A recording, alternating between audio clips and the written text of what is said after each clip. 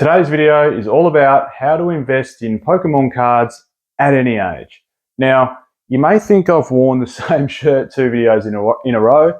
It's a favourite of mine, isn't it? It's because I quite often film after the gym and I quite often wear this t-shirt to the gym. I haven't worn the same shirt 2 videos in a row. It's just I'm filming back to back here because it's a very busy time of year, of course. Christmas just around the corner, so I thought I'd best sort of film a couple in a row to get them out to you.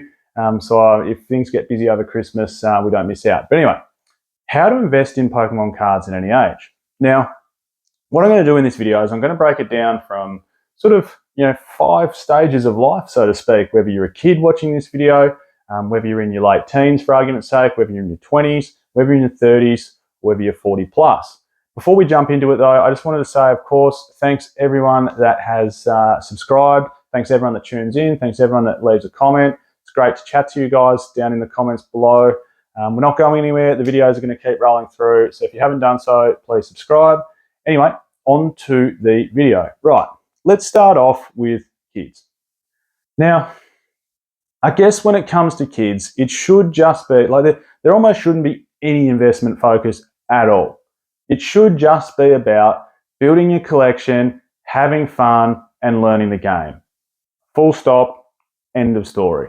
Now, if that eventually translates into some sort of collection that's worth something one day, I mean, take the example of most of us, right? I see it still all the time. That old, like, I found this in my attic. This was left in the garage for 25 years. This was, you hear it all, right? If you're on the poke investing subreddit, what is my collection worth? I've just found it. So what I'm getting at is, if you're a kid and you love collecting cards and you keep them in your binder, who knows? One day maybe in 20 years or 25 years, when you're in your when you're in your early 30s or mid 30s, you could well discover a collection, your old collection. It could well be worth thousands. And you know what? Maybe at that stage in your life, you need the money.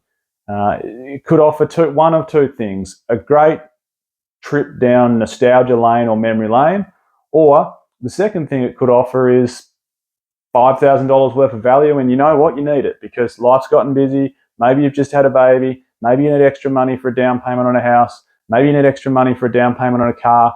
Whatever it means or whatever it could be a positive thing. But to summarize, kids, and you're investing, just have fun. Enjoy it. Have fun with your parents if they're into it. Just enjoy it. Don't stress about investing in it at all. But there could be a silver lining in 20 years. Late teens, right? Okay, this is the next age group. Now, it gets a bit out of fashion for teenagers, doesn't it? Like, there's not too many teenagers that remain in the hobby. And I think that's why sets like Skyridge and Aquapolis, like that E-series, was so short printed, because the people that grew up with Pokemon, base set, base set, Jungle Fossil, Team Rocket, leading into the Gym Hero series and then the Neo series, is, we were all sort of 9, 10, 11, 12, and then all of a sudden e-reader sets come out and we were 13 and 14, and it wasn't cool anymore to collect Pokemon cards. So I guess there's probably a pretty small market for late teens when it comes to collecting investing. Some people probably still do. I mean, good on you.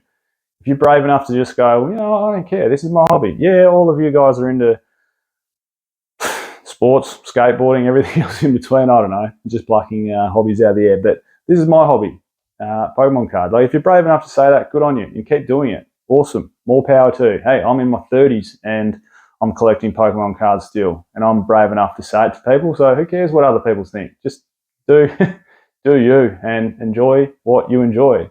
You're not harming anyone by having a Pokemon card hobby. But the advice, right? Still, just enjoy collecting and enjoy the hobby. But I can tell you what, there are some really, really crafty teenagers. I've been into a lot of gaming stores, and you know what? Some teenagers are experts at it. Like, they're so much better at tech than what we give them. I shouldn't say what we give them credit for, because they are just damn good at tech. But they'll be there. I see them, going through the cards at the car store. They're on the markets. It's all happening so quickly. They know the market value of cards. Some of them flip them. Some of them are quite or very industrious at it. Some of them make good money in their late teens from buying and selling and flipping and trading cards, and they build these awesome collections. And you know what? There's no risk to it, and that's the great thing about being you don't have any risk. You don't have a mortgage on the line. You don't have bills for the most part. So if you're going to risk anything at that time, go for it. Have fun with it. That's my advice to people in their late teens. Right, 20s. I read this quote, it would have been 10 years ago when I was in my early 20s. And the quote said, your 20s are for learning and your 30s are for earning. And I think that rings pretty true in the Pokemon card world, in that, in your 20s still, what have you got to lose? I mean, quite often, you're probably saving for things like a house deposit, especially in your early and mid-20s. By your late 20s, maybe you've purchased yourself a property or you're in the process of scouring the market to find yourself something. But really, in your early 20s, what have you got to lose? I mean, why not dabble a little bit? Buy some of your favourite sets. And who knows, by the time you're in your late 30s, mid-30s even, and that set that you've bought has matured 10 years, who knows what the price could be? Or even let it mature 6 years. If you're 21 years old and you buy a set and you're looking to buy a house by 29, in 8 years' time, who knows what your booster boxes are going to be worth? I mean, rewind the clock back 8 years from now. What are we at? That puts us in 2015. Like, we're in some deep territory where booster boxes are going for $1,000 plus. So have some fun with it. 30s. That is probably, I imagine, a fair few of you watching this video would be in your 30s, like me. And speaking of 30s, my birthday is just around the corner. Jeez. 33 in about a month's time.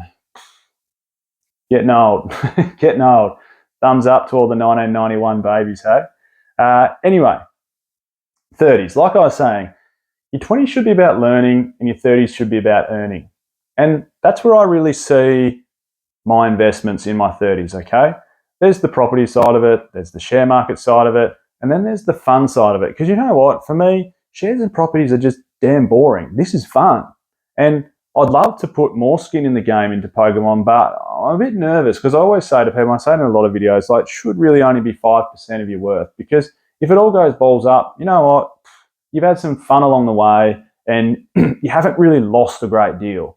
I wouldn't be putting, in my situation, everyone's got different financial situations, but I wouldn't be putting $200,000 into Pokemon cards. Like, that would just be irresponsible. It could make me a lot of money, but there's also a lot of risk attached to it. So, I've learned things along the way, and then, the 30s are for earning based off what you've learned. And I've learned not to be stupid with money, and that's where I see the position in your 30s. Now, 40s plus. And this could also go for people that are in just super, super stable financial positions. Like, maybe you are in your 30s or even in your late 20s, and maybe you're worth multiple millions. So you can put damn good money into Pokemon cards. But I suppose this is where you've got the spare capital in your 40s plus to go, you know what? I've paid off the mortgage. You know what? I'm halfway through paying off an investment property. You know what? My net worth's $1.5 million or $2 million or whatever it might be. The kids are getting older. I don't have the bills and everything anymore, and they're starting to become independent, and whatever the reason might be. But maybe you've got the spare capital, and this is where you can really, I suppose, have some fun with it. Like, you don't have that risk, I guess. So you could have some serious fun with buying cases of product and seeing where it goes. Now, I'm not saying don't do that in your 20s and 30s. If you've got that spare capital and you think that's your 5%, you want to go buy yourself some cases of some new sets and it's not going to break the bank, then by all means go for it. But that's where I sort of see it in your 40s plus. Now, I suppose that pretty much accounts for all 5 of those age brackets, doesn't it? And I think it just goes to show that, you know what, at any age, you can sort of enjoy the hobby, whether it's collecting, whether it's investing, whether it's a mixture of both, but it doesn't discriminate. And don't be afraid to say it. Like, the moment I was sort of not hiding in the background, but the moment I sort of open up and sort of let, friends, family, everyone know that, I love this hobby and it's time just to go bang, here it is on YouTube. No one said, yeah, mate, some people have made some snide jokes just being silly, but no one's really said a bad word about it. Everyone's really, really supportive of it. It's just another hobby. So don't be afraid at any age to give it a crack. Hopefully everyone took something away from this video. I'm Michael. This is Pokey Oz. I'll catch everyone next time.